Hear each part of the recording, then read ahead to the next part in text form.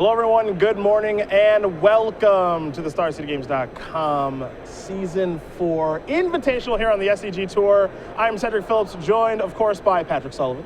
Good morning. And Matthias Hunt. Good morning, sir. And we are ready for what is, at least for me, I think the most fun tournament of the year. Now, of course, the Players' Championship next week is an absolute blast. A lot of attention, 16 players playing for $50,000. Brad Nelson, of course, the defending champion of that tournament. We're going to see him next weekend try to defend his title. But this weekend, the Season 4 Invitational, much like Seattle last weekend, this is where it's all decided to who's going to go to Roanoke next week. 2 days, 2 formats, 16 rounds of Swiss, top 8, a lot of Magic to cover. On top of that, we finally get to solidify the field for the Players' Championship next week in Roanoke, Virginia. Not only do we finally get to see those at-large bids firm up, and we'll be talking about that over the course of the broadcast, a lot of drama coming in this weekend, someone is going to win the whole thing and kind of unexpectedly get to Roanoke next week. Yeah, as you mentioned, this weekend, what is it? We have 8 spots, 9 with the winner for the Players' Championship to finish it out. So we have a lot of players watching the leaderboard, and just a couple of people who really need that big finish to maybe knock one of the other players out of what could be that last spot. It's going to be a lot of fun here to watch all weekend long from Las Vegas, and there are some other things to do here this weekend as well. We'll get to that, but Magic is certainly that's something that's on the mind for this particular weekend. We got standard and modern action, so we're going to start with a little bit of a standard metagame breakdown here. What the three of us believe that's going to happen here this weekend from Las Vegas, and the cards to kind of watch. So we'll begin things, as I said, with a standard metagame breakdown.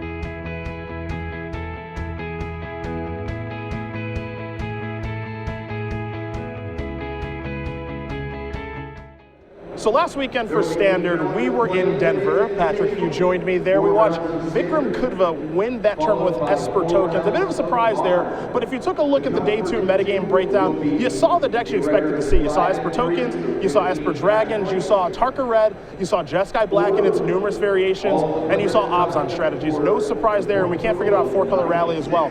But the card that really kind of holds this entire metagame together, I would say, is Jace Vryn's Prodigy.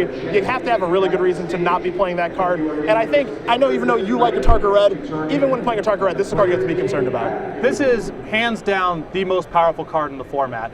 Not only just in a raw sense, but the amount of pressure it puts on decks to leave in cheap removal that is otherwise close to dead against control strategies. So we've seen people leverage Jace in a variety of ways. You want to be playing with some proactive spells. It's not ideal with counter spells, so you want to be pairing it with card drawing and removal. Some of those cards are flexible and can do other things like Kolaghan's Command, Ojutai's Command plays very well with this card.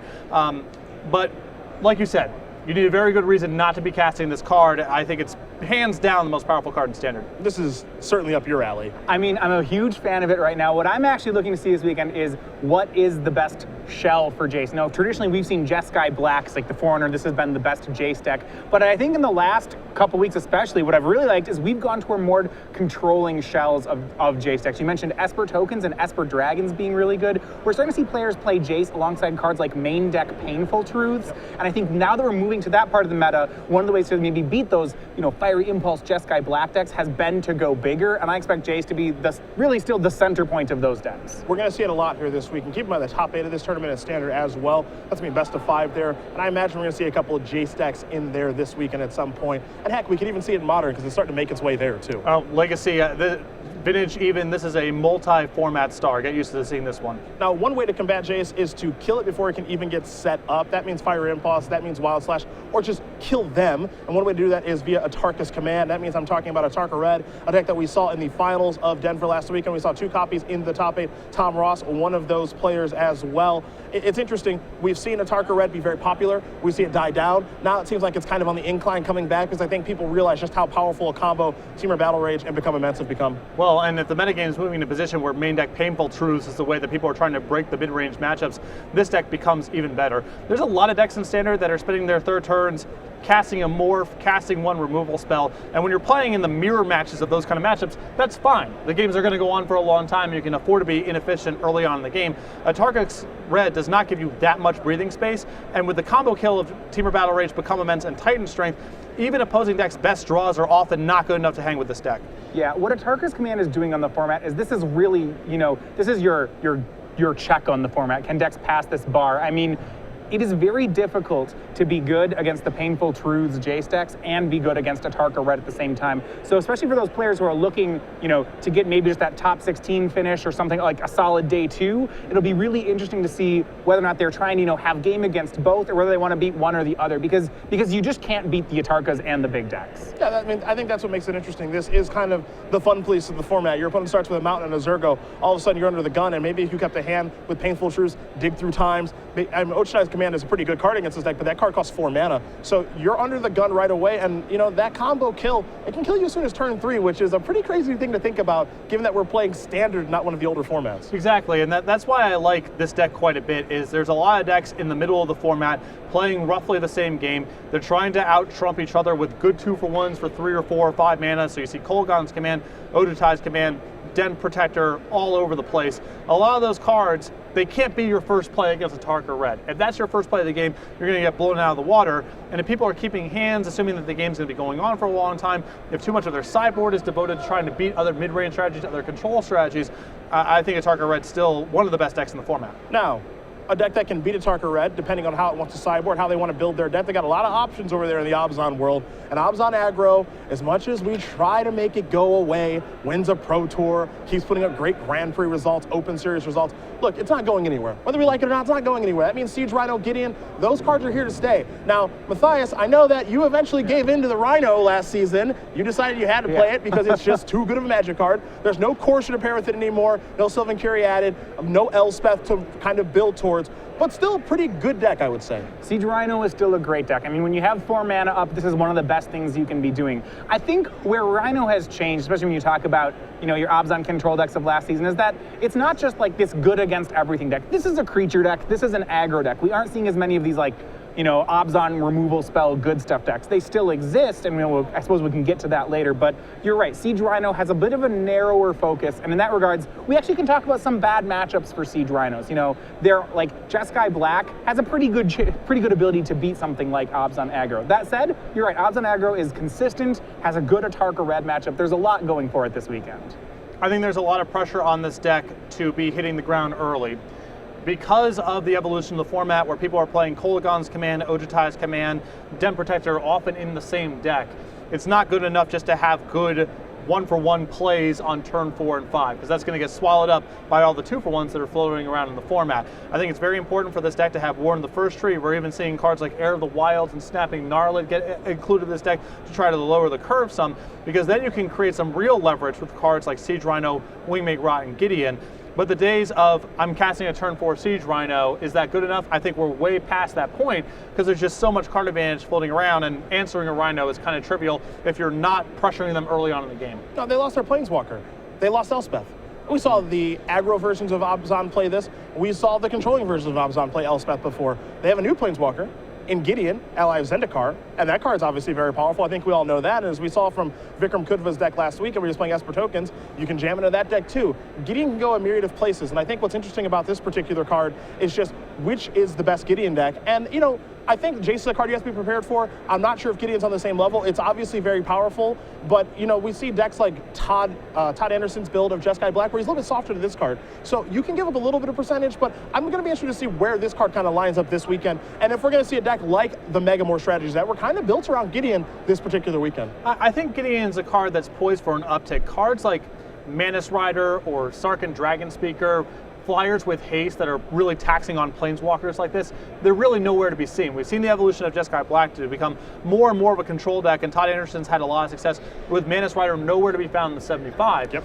If decks are poor at attacking planeswalkers, and this one particularly needs to be attacked in the air because it's naturally going to be generating a lot of blockers, Gideon can overcome even a lot of card advantage on the other side of the table. So this is definitely a card to look out for. If you wanted to beat Jeskai Black this weekend, particularly Todd's more controlling builds, I think 4 copies of Gideon is a fine starting point. And I like Gideon this weekend. And not just, we talked about how he's excellent against decks like Jeskai Black, these control decks that are very good at card economy, but not necessarily good at generating attackers. What I like is that Gideon slots into multiple different archetypes in Standard right now, and a lot of good ones. You know, you can play him and you summon Esper tokens, you can play him in your Jeskai decks or your Obzon decks. I expect him to be a really big player in all three. I think the card's too powerful not to see play this particular weekend, so we're going to keep our eyes on that. But when you think of Gideon, you think of Obzon, you think of Esper tokens, you think of maybe Jeskai, certain builds. What you think of are kind of slower decks because the 4-mana spell, maybe more mid-rangey decks. And if you're looking to beat mid-rangey decks this weekend, I got the deck for you. It involves Rally of the Ancestors, add a whole bunch of colors, add a whole bunch of crazy stuff. Matthew Tickle is really the one that kind of put this deck on the map at the Open Series in Chicago much earlier this year. It's gone through the paces. It's gotten some new cards, some cards taken away. It's splashing for Jace. It's 4 colors. The mana's pretty good. But what we know about this deck is this deck beats the crap out of mid-range decks. Well, if you're trying to outvalue someone, and the Open Series last weekend in Denver was really defined by these mid-range decks, 4 colors, trying to add as many 2-for-1s as possible. Todd Anderson's and Joe Lissette's list kind of at the top of that billing as far as that's concerned. There's no better source of card advantage that interacts with the board than Rally of the Ancestors. If people are slow coming out of the gates, if they're not playing with a lot of counter spells, and we're kind of at that spot right now, at least Denver would suggest that, this deck's incredibly good. It's vulnerable to decks with Ugin and counter spells, the very top end. It's vulnerable to a Tarka Red because a quick curve backed up by some shocks. Not something this deck handles all that well, but if people are all banging it out in the middle with a bunch of 2-for-1s, this deck is a perfect metagame call.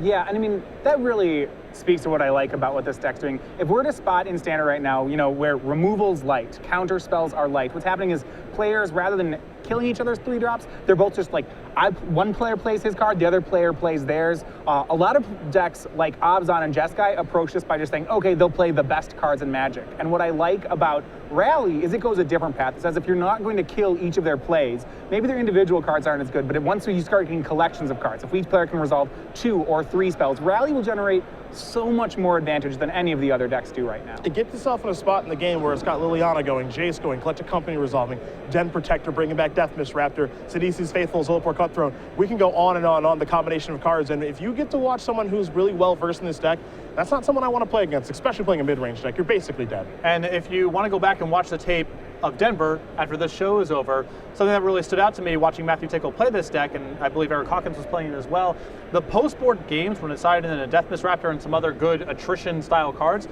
Rally was not necessary for this deck to win the game. Yep. It was just Collected Company for value, wear you down with removal, get Grim Horror specs, plus some interactions going there and generate a lot of card advantage.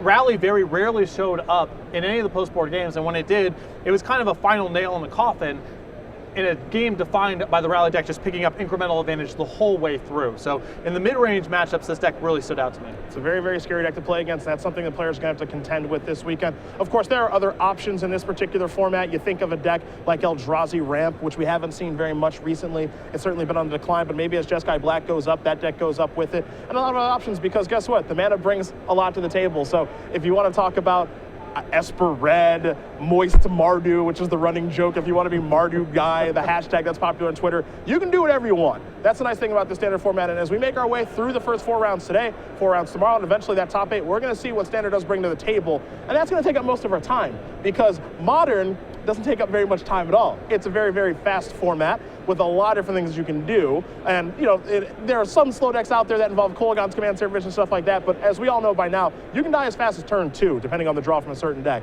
So we're going to talk about Modern now and what the players can play, what cards we expect to see, and, I don't know, what our selections will be as well. So, Modern metagame breakdown.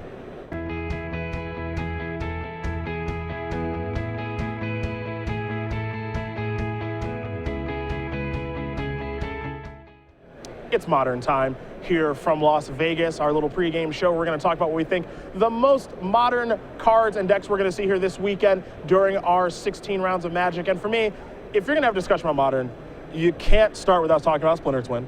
It keeps winning Grand Prix, it keeps winning Pro Tours, it keeps winning Open Series events. People always are going to play it. It hasn't been banned. I don't think it's ever going to get banned.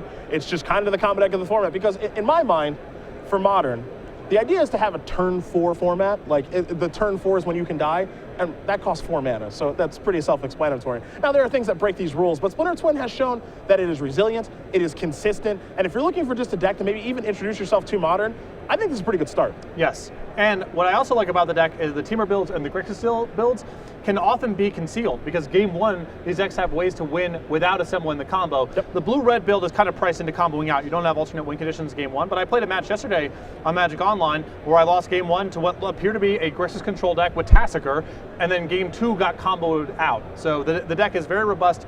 Different levels of attack, can sideboard into a control deck.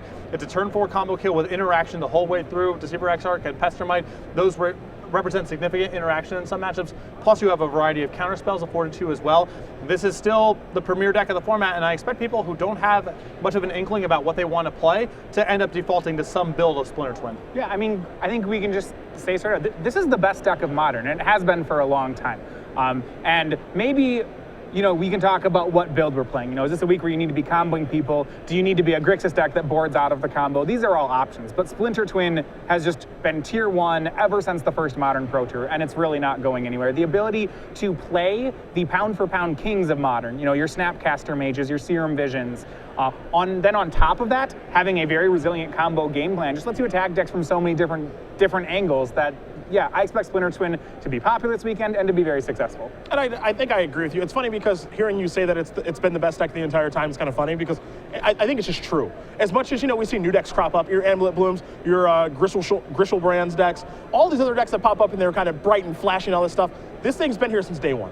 Not going anywhere. Most of the decks that are good against Twin, they can attack some of the angles of attack very aggressively, but not all of them. Yep. There are very few decks that say, I don't care about the combo, I don't care about random value creatures, I don't care about them siding into the combo. Some decks can really attack on one path, but very rarely does a deck have all the boxes checked off. We're going to go to a deck that might be with us a little bit longer, unclear, a deck that Matthias Hunt knows very well, so I'm going to start with you. It's Primeval Titan, it's Amulet of Vigor, it's Amulet Bloom, and I've been playing Magic a very long time, and rarely have I seen something like this where almost every Modern tournament, someone's expecting this deck to top 8 to destroy the tournament, and then finally Summer Bloom's going to get banned, or finally Amulet's going to get banned, or Titan's going to get banned, and it just doesn't happen. You know, at Grand Prix Pittsburgh, Mike Sickers got 9th place on Breakers, but hey, we faded Amulet Bloom again. I mean, nothing too bad happened. If this gets banned, it'll be interesting, because, right, we'll be banning a deck that has never won a GP, never won a Pro Tour. I'm not even, you know, like, its resume is very thin, and actually right now in the metagame, I'm not even sure this is a good choice for this weekend. Whereas traditionally has been good is its ability to prey upon the fair decks of the format, but when you look at how Modern has changed in the last 6 months, okay, the new decks that have come up, Infect has gotten popular. That's a bad matchup for them.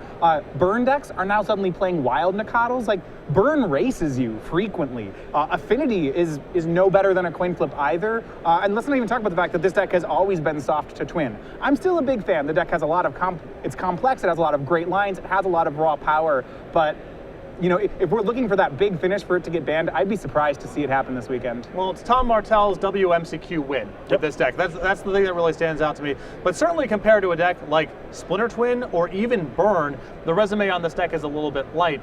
The issue is that when this deck is doing its thing, it feels so unfair that people viscerally react to it. So I think in terms of raw percentages, this deck isn't necessarily ban-worthy, but the visceral reaction to it causes people to view the deck a little irrationally. And I agree with Matthias. There are a lot of vulnerabilities with this deck. I play Zoo a lot, and I feel like a turn 3 kill where they're not disrupting you, or I can kill on turn 4 with a path, that's good more than half the time. That's not asking a whole lot out of decks to be able to compete with this thing. I mean, the Zoo decks that are playing Become Immenses are like, there are a handful of decks. I mean, yeah, fair decks included, they're just faster than this. Yep.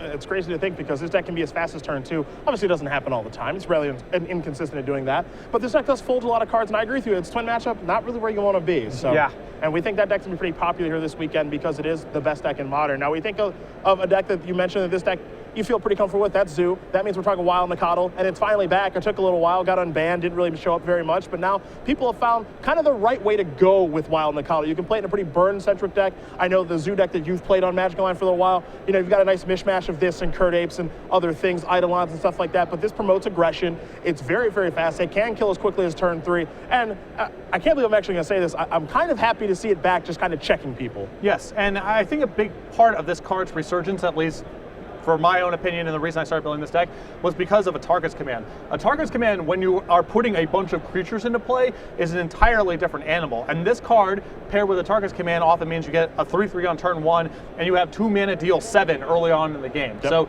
those two cards play very nicely together. And the other cards, you're not really struggling for power level. You have Eidolon the Great Revel, Lightning Bolt. Cards like Curdy maybe are good enough to play, maybe not. Boros Charm. You look up and down the deck list, it's not like you're struggling to find powerful cards like you have for aggressive decks in years previous. It's saturated with power, and Wild Nacatl is the top of that list. So it was about 2 years ago that Wild Nacatl got unbanned. You know, I think people were looking for like a deck that really would push a Zoo to the forefront, and it really didn't happen when that card got unbanned. But this is the first time where I felt that, okay, you know what? Nacatl has finally broken into Modern, and he is a tier 1 deck. It's a 4-of. It is scary on turn 1. The fact, you know, that Burn has switched over to Nacatl Burn and this style of deck. I mean, this deck is great, and you mentioned it. There's no shortage of great cards to be playing in the deck. It's fast. It's resilient.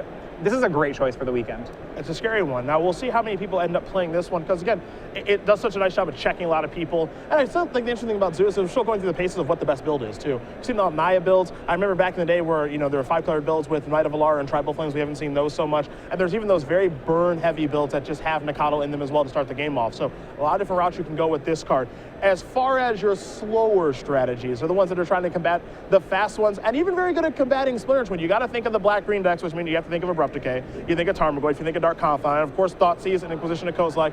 You can do this with Jund, you can do it with Abzan, heck, you can just be black-green with pretty good mana as well. It makes you not so bad against Blood Moon, but this is not going to go anywhere either. This card's great against Splinter Twin. It's great against just a lot of things that are going in Modern because it is such a fast format. Well, my biggest criticism of the black-green style decks, be they Jund, be they Abzan, is you have some dead weight in every matchup. It's impossible to build these decks without that being the case. Yep. And so your game ones are south of 50% almost across the board. The upshot is when you sideboard out your 5 or 6 worst cards, for the 5 or 6 cards that are appropriate for the matchup, you become a strong favorite. So this deck definitely functions because of a 2 out of 3 format where the sideboard can shore up a lot of the weak game ones. Yeah, what I actually really like the black-green decks this weekend, and I think you mentioned it, there are a lot of times where the format gets to become into more unfair decks, you really run the risk of having dead cards. You know, you might have Abrupt Decays against, you know, combo decks, or you frequently could have like value, like duresses or discard decks against Burn. What I like is that as we see more of these, you know, Zoo decks, not Burn decks, we see more like Infect as your combo deck. You see more Affinity. You see more 3-color twin decks. A lot of these dead cards, like Abrupt Decay, is good in all those matchups. So as we're getting to a metagame where black-green has fewer dead cards game 1, so now the game 1 start to creep up to 50%. And if Abzan gets to have 50% game 1 and then sideboard, it's a really good choice for the tournament. The black-green decks are powerful. They're a little slow off the ground, but their card quality is very high. Thoughtseize, great card. Inquisition, great card. Dark Confidant, Abrupt Decay. If you're splashing red and Jund, you've got Bolt and access to some of those cards. Can't forget about Liliana, too. Be bad for me to ignore that one. Abzan, depending on how the metagame lines up, you get access to Siege Rhino, Lingering Souls, Path to Exile. A lot of different ways you can go. It is about picking correctly about your splash color, or building just your black-green deck correctly, but for all 3 of those decks, you're going to find Abrupt Decay in them. Yeah, and Abrupt Decay pairs so nicely because it slows down the game, allows you to leverage your more expensive cards, even if the game is played at a very fast pace, and that often is the case in Modern. The fact that this card is the perfect answer for the Splinter Twin combo is a nice cherry on top. Now, there are a bevy of other decks that we can talk about. There are Tron strategies, there's Grishol-Brand, there are so many decks in Modern. We haven't even touched on Grixis Control and stuff like that, but one deck that you'll always find consistently in Modern, and maybe it's because it's not particularly expensive, it is a little expensive, but it's also straightforward, it's fast, it's more resilient than people ever give it credit for, it's not going anywhere either. It's Affinity. That means it's Arcbound Ravager, Steel Overseer, Etched Champion, all that stuff. These cards aren't going anywhere. They're good. I don't think it's getting banned. You know, Mox Opal, people have talked about maybe that one's a little bit too good, but it's only really good in this particular deck. But for me, and I'll start with you, Matthias, this deck is just your straightforward. You think of Modern, you think of Splinter Twin, I think you think of Affinity, and I think you think of this is just a good deck. It's always a good choice. Yeah, I mean, top 8 of the first Modern Pro Tour, and yeah, we see it post great finishes across the board. It's got a really powerful linear game plan. It doesn't need to have combo hate because it can race the combo decks. As people get to this more mid-range spot and start to skimp on hate cards for it, Affinity can crop up and win a tournament. It's a really powerful deck. I think it's reasonable this weekend. It's not a great weekend, but not a poor weekend for it. I would expect to see it out in reasonable numbers here. I think this deck is excellent. And something that's really stood out to me playing against this deck compared to something like Infect, which is often a parallel, is because of the 8 Nexuses and Artbound Ravager, it's incredibly hard to beat this deck just by removal. Against Infect, if you have a bunch of bolts and terminates, that's going to be good enough because they only have so many ways to play around those cards and only so many threats in the deck. But this deck is extremely resilient to spot removal. You really need to be going to cards like Shatterstorm, Ancient Grudge, Stony Silence to have a consistently good matchup. And like Matthias said, if people are skipping on those cards, you are not going to beat this deck just with some bolts and some terminates. It's way too robust for that. Yeah, the big question is how much hate are people going to have for this particular deck? And you know, this is kind of a bit of a format complaint that people have is you can't beat everything in Modern because it's so diverse. Well, you know what? Too bad.